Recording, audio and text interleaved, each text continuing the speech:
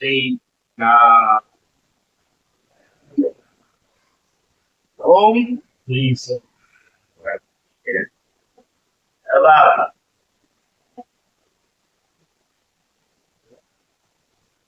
hiện tại thì kita kia cara với gia đình rất dengan dia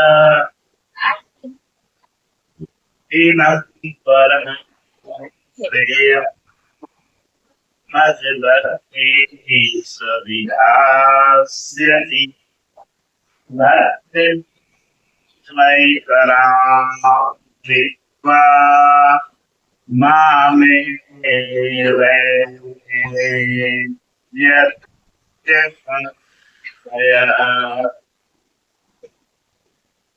जो मनुष्य मेरी पराभक्ति को प्राप्त कर इस परम रहस्य युक्त गीता के उपदेश को तेरे तत्वों में रहेगा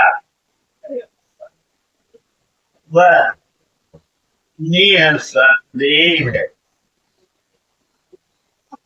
ये ही प्राप्त होगा अर्थात भक्त मुझे ही प्राप्त होगा जो सुन लेगा क्योंकि देश को भली प्रकार सुनकर व्यंगम कर देगा तो उस पर चलेगा तथा पार पा जाएगा देश करता कि ये भगवान श्री कृष्ण श्लोक नंबर 69 में कहते हैं न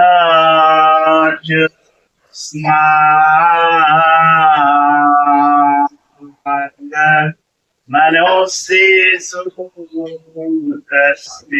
जन्मे प्रियकृतमः वर्ताना च मे तस्मादस्य प्रियतरो न तो से बढ़कर मेरा अतिशय प्रिय कार्य करने वाला मनुष्य में कोई है और न से बढ़कर मेरा अत्यंत प्यारा पृथ्वी में सरा हुई होगा इससे जो मेरे भक्तों में मेरा उपदेश है उनको घर उस पथ पर चलाएगा क्योंकि कल्याण का यही एक स्रोत है राजमार्ग। अब देखिए अध्याय श्लोक नंबर 70 में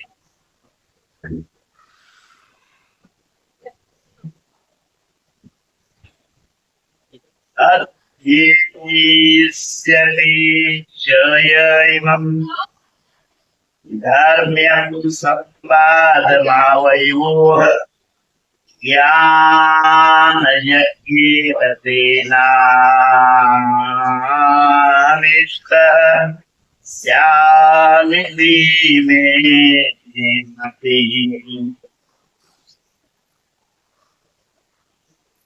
जो पुरुष इस धर्म में अब दोनों के संवाद का अध्येय हरि प्रकार अध्येय हरि प्रकार मनन करेगा, उसके द्वारा मैं ज्ञान यज्ञ से पूजित होऊंगा। अर्थात ऐसा यज्ञ जिसका परिणाम ज्ञान है, जिसका स्वरूप पीछे बताया गया है, इसका तात्पर्य है साक्षात्कार के साथ मिलने वाली जानकारी। ऐसा मेरा निश्चित मत है। ओम श्री सतगुरु भगवान की। अब आप इस श्लोक नंबर 73 में देखें। श्रद्धावान सूयश्च श्रेणुयादप्यो नर सोऽयमि लोकान् प्राप्नुयात् पुण्यकर्मराम।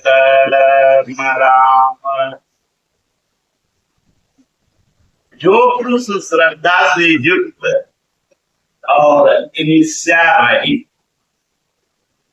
होकर केवल सुनेगा, वह भी पापों से होकर उत्तम कर्म करने वालों के श्रेष्ठ लोगों को प्राप्त होगा। अर्थात करते हुए भी बार न लगे तो सुना भर करे, खाली सुनबे कर।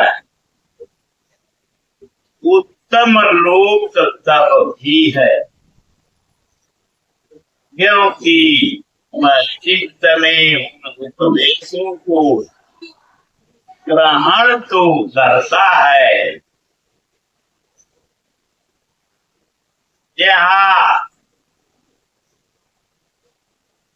67 से 71 तक 5 श्लोकों में भगवान श्री कृष्ण ने यह बताया कि गीता का उपदेश अनाधिकारियों को नहीं कहना चाहिए।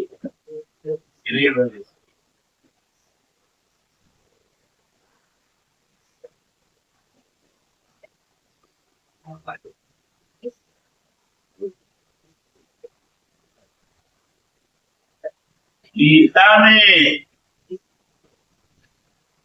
भगवान ने यह बताया है कि 67 से 71 तक 5 श्लोकों में भगवान श्री कृष्ण ने यह बताया कि गीता का उपदेश अनाधिकारियों को नहीं कहना चाहिए, किंतु जो श्रद्धावान है उससे अवश्य कहना चाहिए। जो श्रद्धावान है उससे तो कहना ही चाहिए, चाहे अनाधिकारी हो या अधिकारी, मगर श्रद्धावान हो।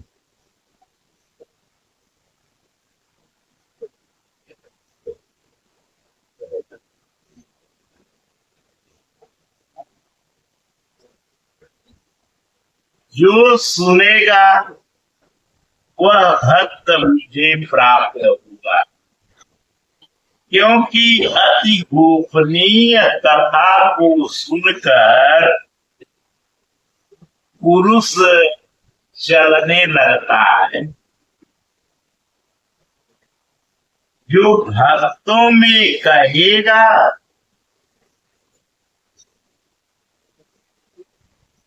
उससे अधिक प्रिय कार्य करने वाला मेरा कोई नहीं है। जो अध्ययन करेगा उसके द्वारा मैं ज्ञान यज्ञ से उदित ज्ञान यज्ञ से पूजित होऊंगा।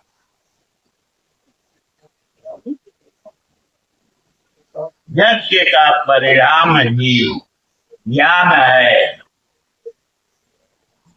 जो गीता के अनुसार कर्म करने में असमर्थ है किंतु श्रद्धा से मात्र सुनेगा,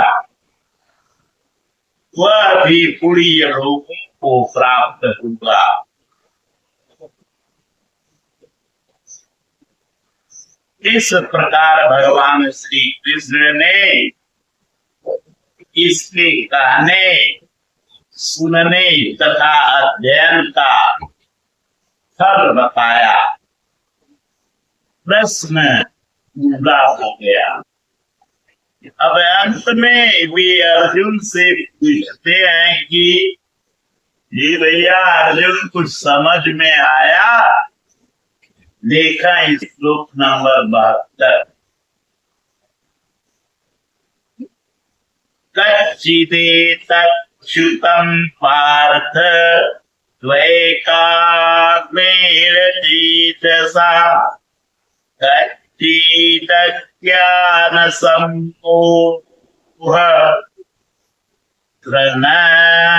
नष्टस्ति धनञ्जयः।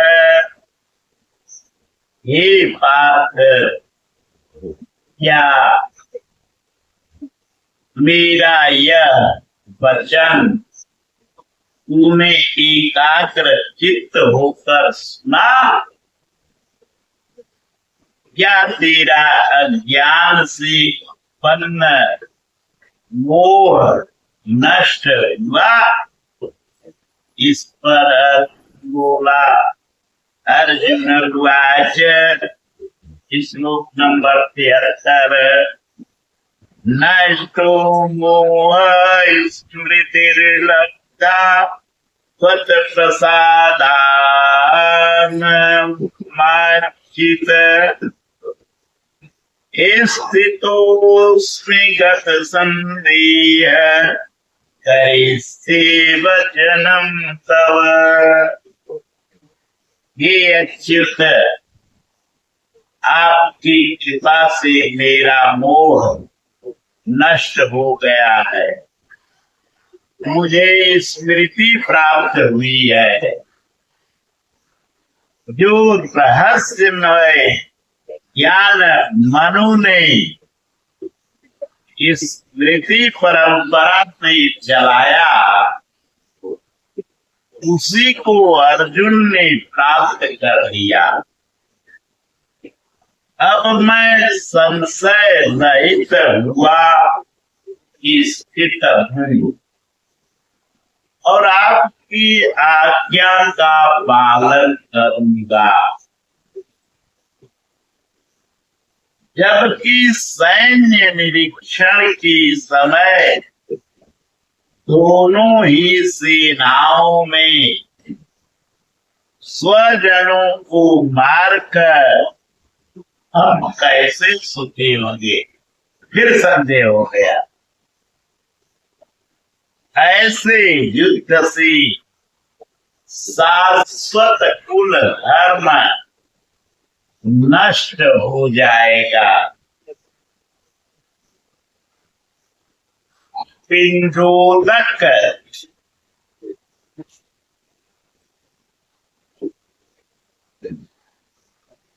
पिंडोदक क्रिया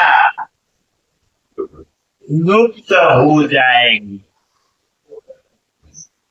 बड़ संकर उत्पन्न होगा।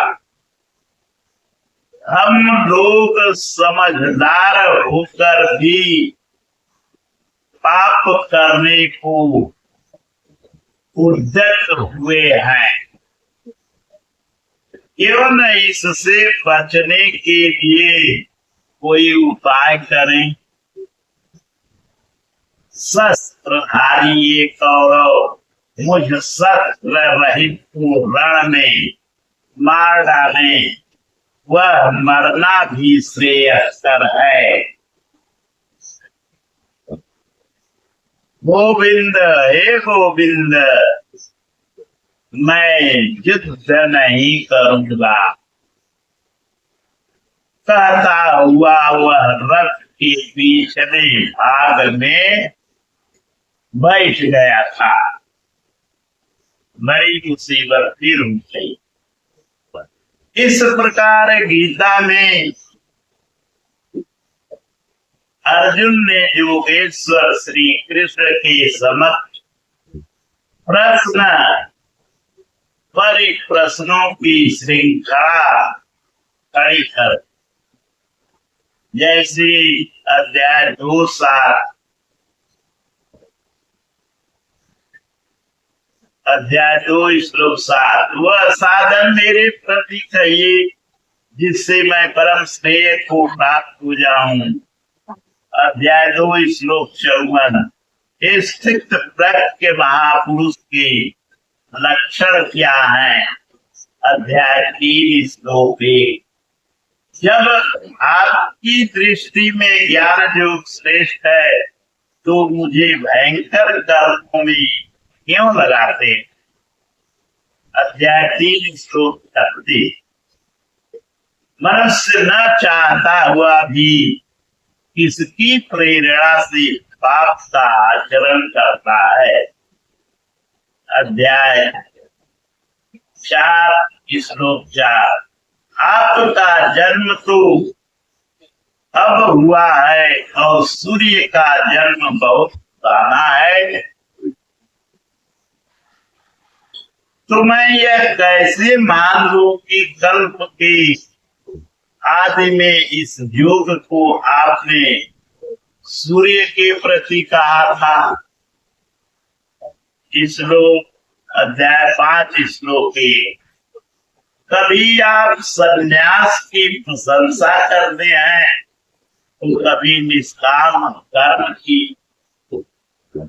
इनमें से एक निश्चय करके कहिए जिससे मैं परम श्रेय प्राप्त कर लूं। अध्याय 6 श्लोक 35, मन चंचल है,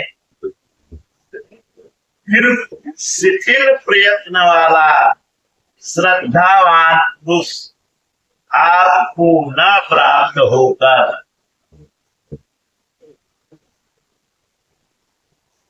किस दुर्गति को प्राप्त होता है। अध्याय 8 श्लोक 1, हे गोविंद, जिसका आपने वर्णन किया वह ब्रह्म क्या है, वह कर्म क्या है, अंत समय में आप किस प्रकार जानने में आते हैं। 7 प्रश्न किए। अध्याय 10 श्लोक 17 में अर्जुन ने जिज्ञासा की कि निरंतर चिंतन करता हुआ मैं किन किन भावों द्वारा आपका स्मरण करूं।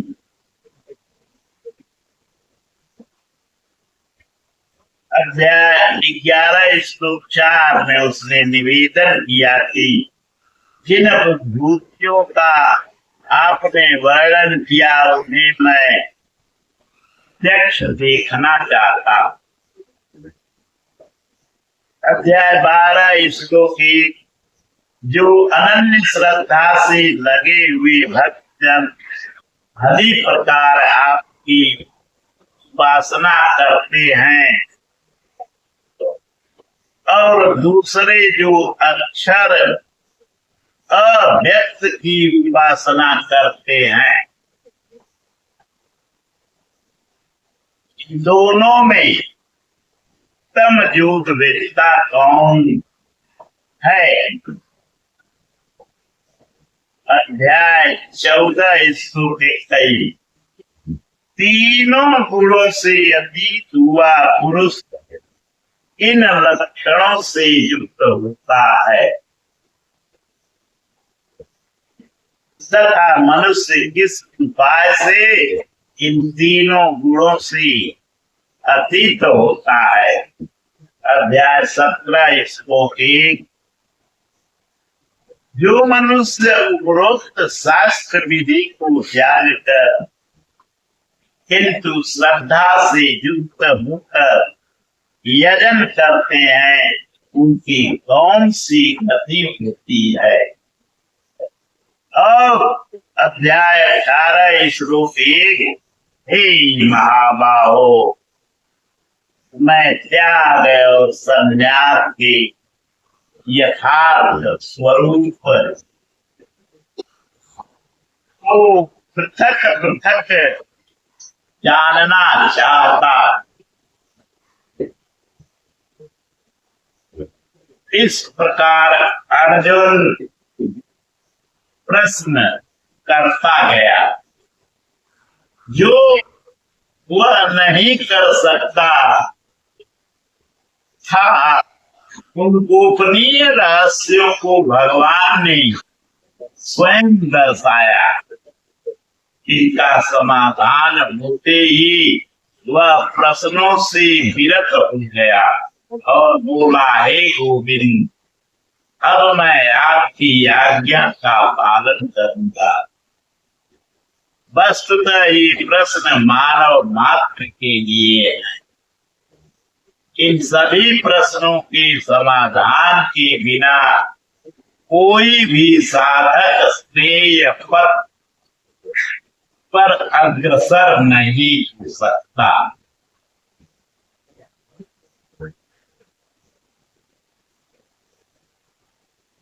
अतः सद्गुरु के आदेश का पालन करने के लिए श्रेय पथ पर अग्रसर होने के लिए संपूर्ण गीता का श्रवण अति आवश्यक है। अर्जुन का समाधान हो गया। साथ ही योगेश्वर श्री कृष्ण के श्री मुख से निःसृत वाणी का उपसंहार हुआ। इस पर संजय बोला, 11वें अध्याय में विराट रूप का दर्शन करा देने पर योगेश्वर श्री कृष्ण ने कहा, हे अर्जुन, अनन्य भक्ति के द्वारा मैं इस प्रकार देखने को जैसा तुमने देखा है तत्व से जानने तथा प्रवेश करने को सुलभ हूँ। अध्याय 11 श्लोक 54। इस प्रकार दर्शन करने वाले साक्षात मेरे स्वरूप को प्राप्त हो जाते हैं। और यहाँ अभी अर्जुन से पूछते हैं, क्या तुम्हारा मोह नष्ट हुआ? अर्जुन ने कहा, मेरा मोह नष्ट हो गया।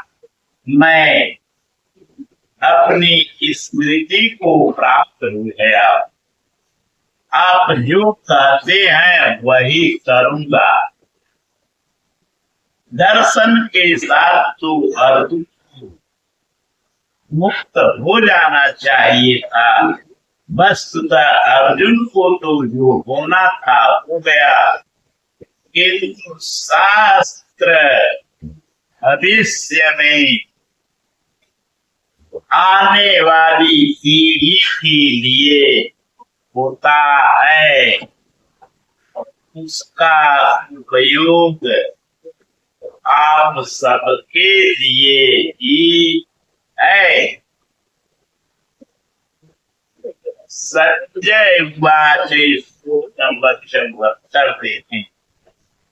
एत्यहं वासुदेवस्य सातस्य च महात्मनः संवादमिमं श्रोत्रमनुहृतम् रोमहर्षण। इस प्रकार मैंने वासुदेव और महात्मा अर्जुन एक महात्मा योगी है, साधक है, न कि कोई धनुर्धर जो मारने के लिए खड़ा हो। अतः महात्मा अर्जुन की इस विलक्षण और रोमांचकारी संवाद आप में सुनने की क्षमता कैसे आई, इस पर इस श्लोक नंबर 72 में कहते हैं, व्यास प्रसादाच्युत वाणी तद्वीयमा परम योगं योगेश्वरात् कृष्णात् साक्षात् कथयतः स्वयं। श्री व्यास जी की कृपा से, उनकी दी हुई दृष्टि से मैंने इस परम उपनीय योग को साक्षात कहते हुए स्वयं योगेश्वर श्री कृष्ण से सुना है। संजय श्री कृष्ण को योगेश्वर मानता है।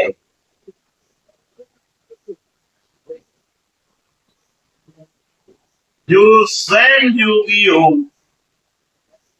और दूसरों को योग प्रदान करने की क्षमता रखता हो, वह योगेश्वर है।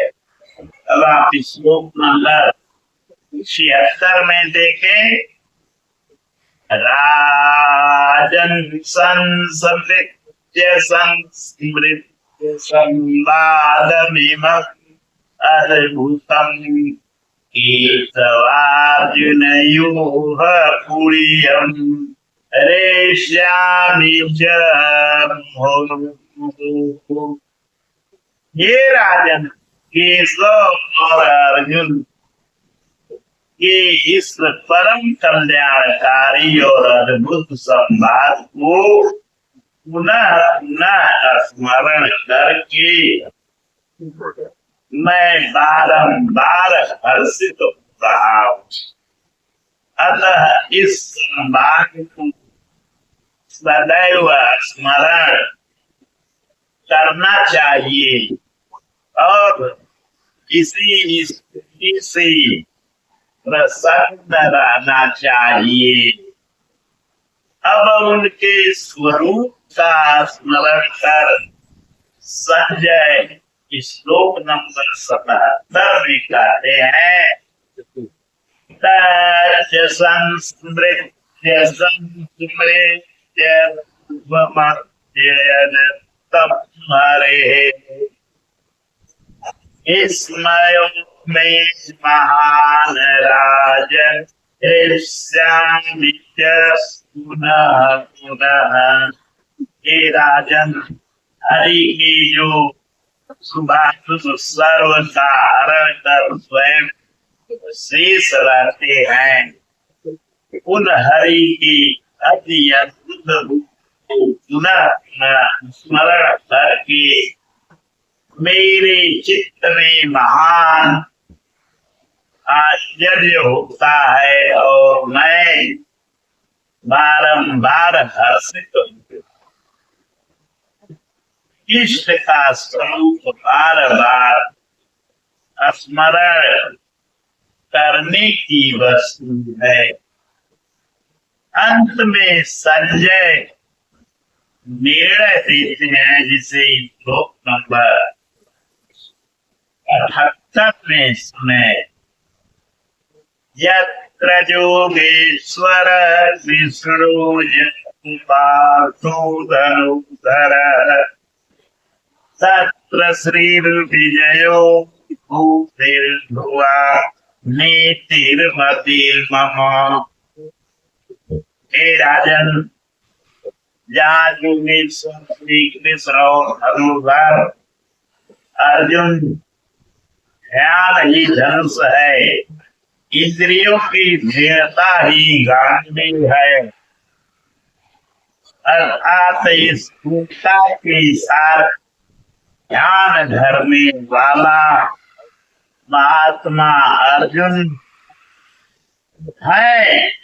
वहीं पर श्री ऐश्वर्य विजय, जिसके पीछे हार नहीं है, ईश्वरीय विभूति और चल संसार में अचल रहने वाली नीति है,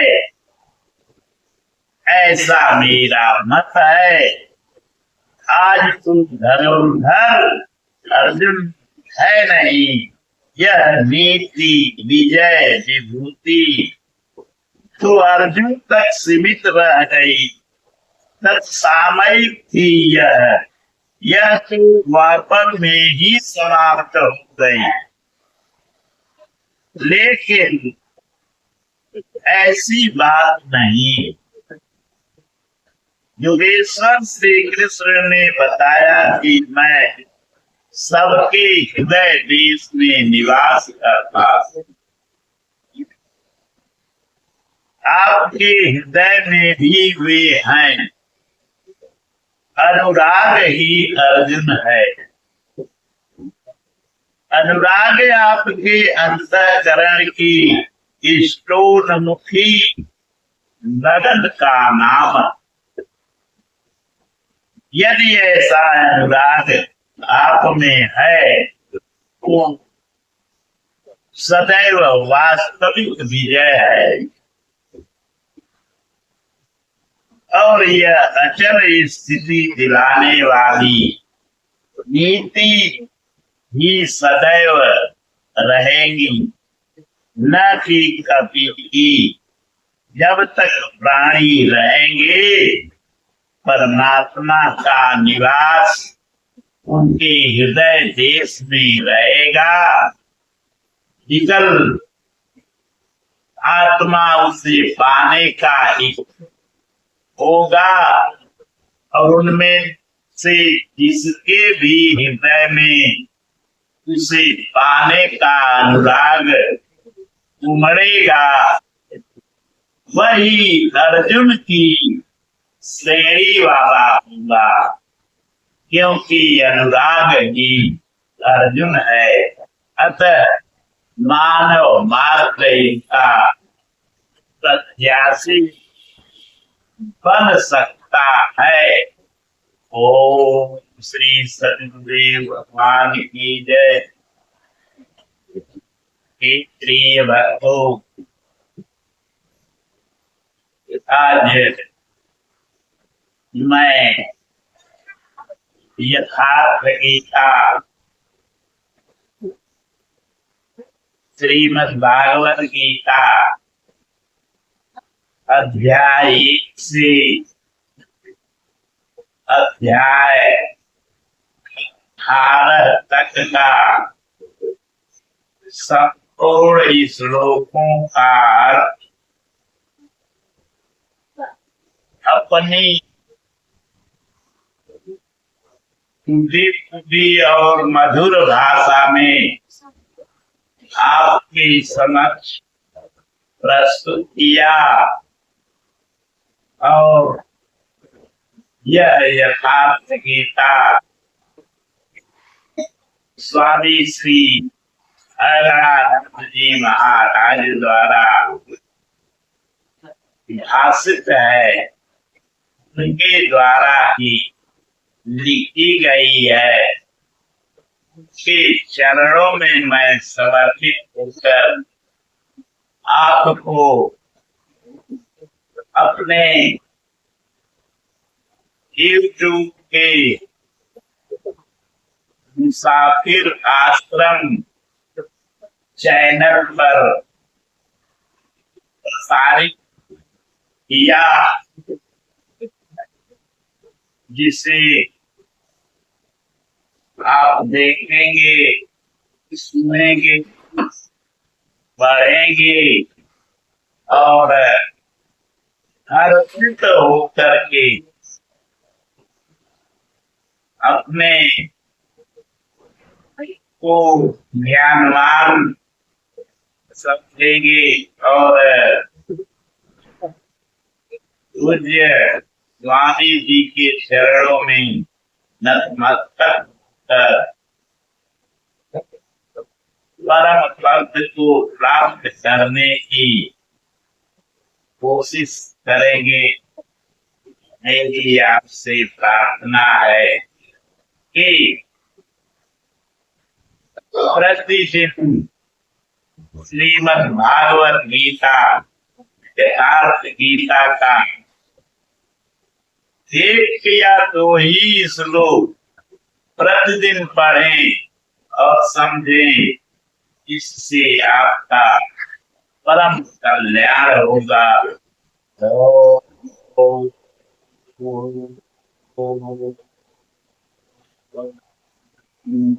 स्वामी श्री अरविंद महाराज की जय। ओम श्री कृष्णाय नमः। ओम श्री सदगुरुदेव भगवान की जय।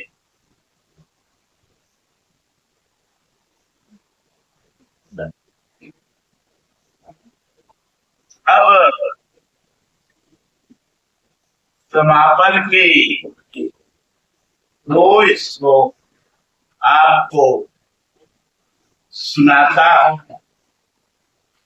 इसे ध्यान पूर्वक सुने। ओम सत्सदिति श्रीमद्भगवद्गीता उपनिषत्सु ब्रह्म विद्यायां ज्योतिषास्त्रे श्री कृष्णार्जुन संवादे सन्न्यास योगो नामाष्टादशोऽध्याय।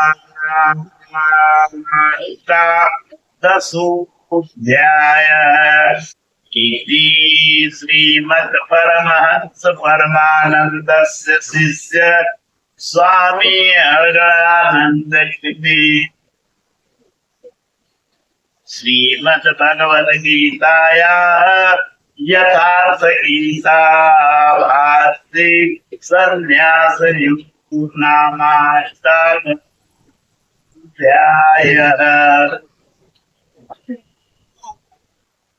इस प्रकार